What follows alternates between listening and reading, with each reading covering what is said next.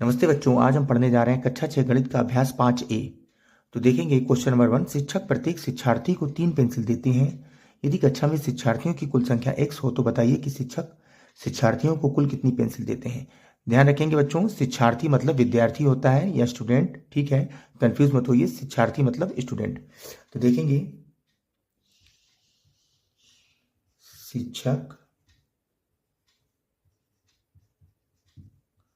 प्रत्येक, गुणा का सवाल है बच्चों, ठीक है, मगर इसको नरेशन लिखना पड़ेगा कायदे से। शिक्षक प्रत्येक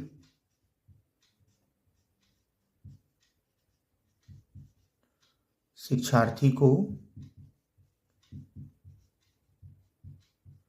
पेंसिल देते बराबर कितनी? 3 पेंसिल, ठीक है। शिक्षार्थियों की, चूंकि शिक्षार्थियों की कुल संख्या कितनी है? बराबर x, इसलिए शिक्षक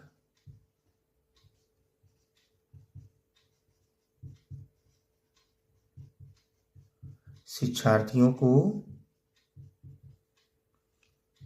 कुल पेंसिल देते बराबर, गुणा का सवाल है, मैंने भी बताया था आपको, ठीक है, केवल गुणा करना है। मगर ये जो लैंग्वेज है आपको ये सब लिखनी पड़ेगी, ये जो नरेशन है सब लिखने पड़ेंगे, ठीक है। कितना हो गया देखेंगे, 3 गुणे x, ठीक है। तो क्या हो जाएगा हमारा? 3x। कितना हो जाएगा? 3x pencil.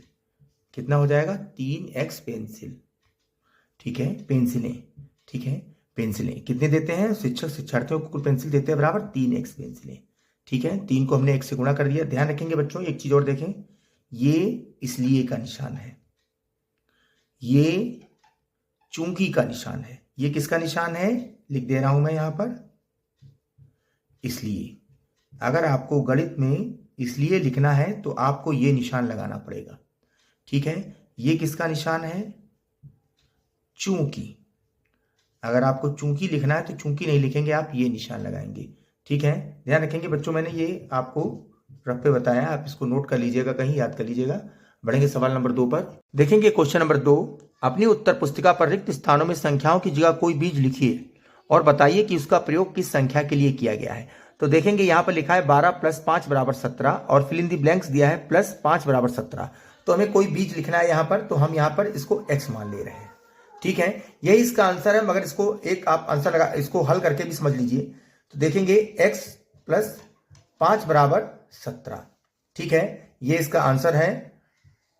और इधर देखेंगे अब x = 12 कैसे है? तो देखेंगे 17, ये 5 जब इधर चला जाएगा, ये 5 हमारा इधर गया तो ये माइनस का हो गया। तो 17 से 5 गए, देखिए प्लस का था, इधर गया तो माइनस का हो गया। 17 से 5 गए 12, ठीक है। ये भी मेरा आंसर है, समझ लीजिए, जो ऊपर लिखा था, ठीक है। चाहे तो आप इसको समीकरण 1 समीकरण 2 भी मान सकते हैं, ठीक है। ये हमने हल करके बताया, केवल आपको फिल इन दी ब्लैंक्स भरना था x, ठीक है। ये भी देखिए आंसर है, ये भी आंसर है, ठीक है, मगर इसको हल पूरा करना पड़ेगा आपको, ठीक है। तो x + 5 = 17 था, देखेंगे ये जो मैंने यहां पर लिख दिया। फिर उसके बाद क्या किया मैंने, x = 5 इधर चला गया तो x की वैल्यू हमारी क्या आ गई? 12, ये जो ऊपर दी है। बढ़ते हैं क्वेश्चन नंबर 2 के दूसरे सवाल पर। देखेंगे सवाल नंबर 2। 40 - 10 = 30।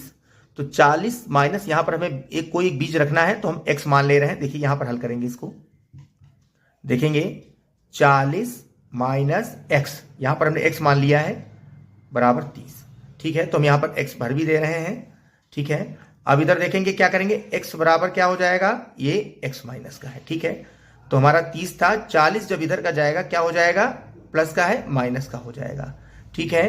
तो देखेंगे -x, जिसका बड़ा होता है वही उत्तर आता है। माइनस का 40 बड़ा है तो माइनस का ही उत्तर आएगा। तो -40 से 30 गए 10, ठीक है, -10, माइनस माइनस कट गए हमारे।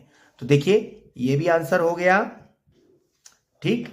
और x = 10, ये भी आंसर है हमारा। x की वैल्यू क्या है हमारी? 10, x की वैल्यू ऊपर लिखी है, ठीक है। बढ़ेंगे सवाल नंबर 3 पर। देखेंगे सवाल नंबर 3। 4 × 6 = 24।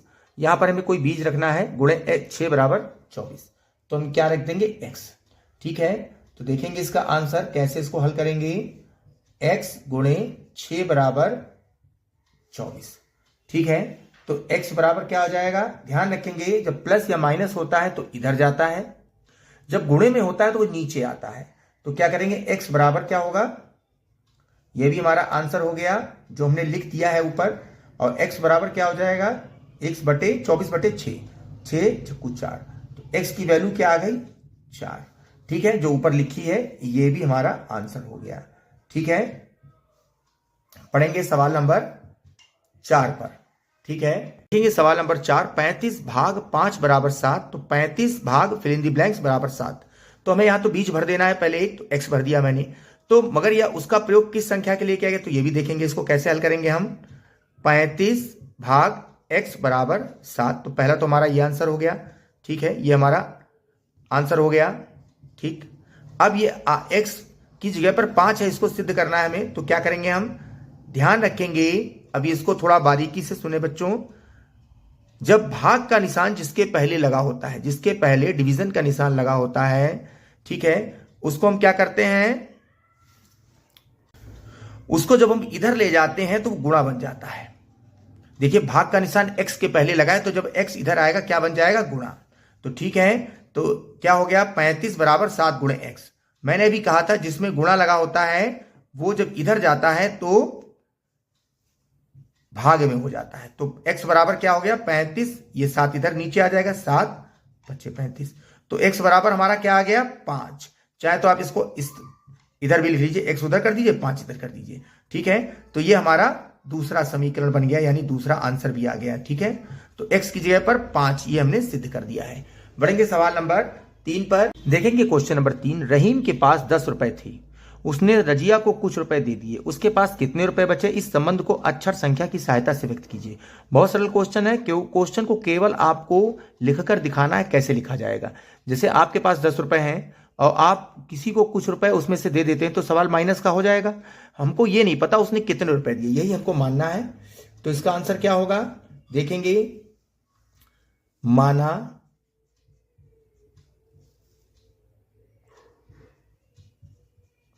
रहीम ने रजिया को रुपए दिए बराबर कितने दिए हैं, x, हम मान ले रहे हैं x दिए हैं, और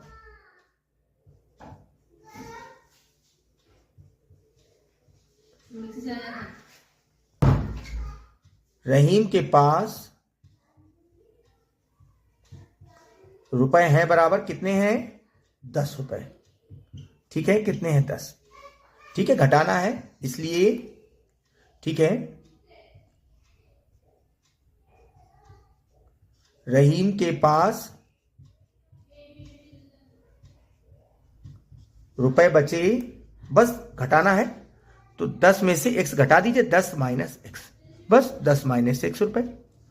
कितने बचे रुपए, इतने बचे, बस इसको बस दिखाना था हमें। ठीक है, बढ़ते हैं अगले सवाल पर। देखेंगे क्वेश्चन नंबर 4, एक बगीचे में कुछ पेड़ थे, 50 पेड़ और लगा देने पर पेड़ों की संख्या 120 हो गई। इस कथन को अक्षर संख्याओं की सहायता से व्यक्त कीजिए। बड़ा सवाल सरल है, जो क्वेश्चन नंबर 3 हमने सॉल्व किया है सेम टू सेम वही सवाल है। तो देखेंगे, क्वेश्चन सॉल्व नहीं आपको करना है, केवल आपको समीकरण बना के दिखाना है कि इसको कैसे हम इसको शो कर सकते हैं। तो देखेंगे, माना बगीचे में कुछ पेड़ हैं, तो हम पेड़ की संख्या x मान लेंगे, माना बगीचे में पेड़ बराबर x। ठीक है, और 50 पेड़ और लगा देने पर, ठीक है, नए पेड़ लगाए गए बराबर 50। ठीक है, अब क्या कह रहा है, पेड़ लगाने संख्या 120 हो गई, तो क्या हो गई, x में हम जो x पेड़ है इसमें हम 50 जोड़ देंगे तो हमारी संख्या कितनी हो गई है 120। बस यही आंसर है। ठीक है, यही हमारा आंसर हो गया। बढ़ेंगे अगले सवाल नंबर 5 पर। हाँ, इसलिए कुल पेड़ों की संख्या बराबर क्या हो गई, x प्लस 50 बराबर 120। बढ़ेंगे सवाल नंबर 5 पर। देखेंगे क्वेश्चन नंबर 5, अक्षर n और m के प्रत्येक प्रतिरूप को तीलियों से बनाने के लिए आवश्यक तीलियों की संख्या के लिए नियम ज्ञात कीजिए। नियम लिखने के लिए चर का प्रयोग कीजिए। तो देखेंगे क्वेश्चन आंसर। पहले तो देख लें एन। एन कैसे बनता है? एन ऐसे बनता है। कितनी तीलियां लग रही हैं इसमें? देखिए एक तीली, अगर आप तीलियों से बनाएंगे, एक तीली, दूसरी तीली, बीच में एक तीसरी तीली, तो कितनी तीली हो गई? एन में कितनी तीली लग गई हमारी? 3। ठीक है, तो सुनिए, गौर से सुनिएगा जरा। एक प्रतिरूप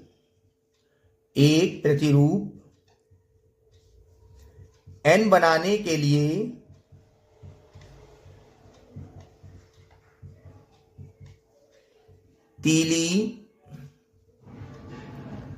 तीलियां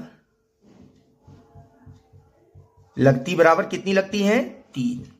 ठीक है, तो एन प्रतिरूप बनाने हो तो जैसे एन संख्या समझ लीजिए इसको, एन जैसे एक प्रतिरूप है, अब एन प्रतिरूप, मेरी बात समझ रहे हैं? ये एन जो है संख्या समझ लीजिए। एन प्रतिरूप बनाने के लिए तीलियां कितनी लगेंगी? उसको उससे गुणा कर दीजिए 3 को एन से। ये एन यहां पर प्रतिरूप है, ये एक प्रतिरूप था, अब एन प्रतिरूप है। मेरी बात समझ रहे हैं? तो कितना आ जाएगा? 3n। 3 गुणे n कर दीजिएगा, 3 गुणे n बराबर, इसको इरेज कर दे रहे हैं तब तक हम, कितना आ जाएगा? 3n। ठीक है, अब सेम यही अगला है, कह रहा है m के लिए, तो m में कितनी तीलियां लगती है? देखिए 1 2 3 4, 4 तीलियां लगती हैं। ठीक है, फिर देखेंगे अगला क्वेश्चन, ये आंसर हो गया आपका। ठीक है, एक प्रतिरूप m बनाने के लिए